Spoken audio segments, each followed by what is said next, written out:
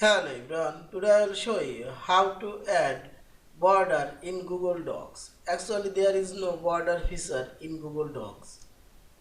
I will add border using shape or text box.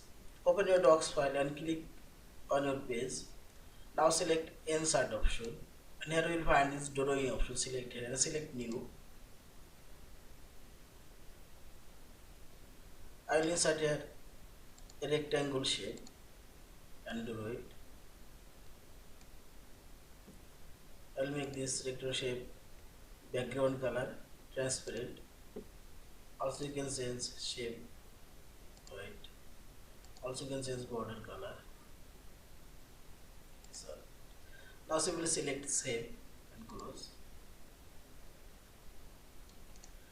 Now select here inside or behind text and also select here fix position on page. Now draw increase your border size.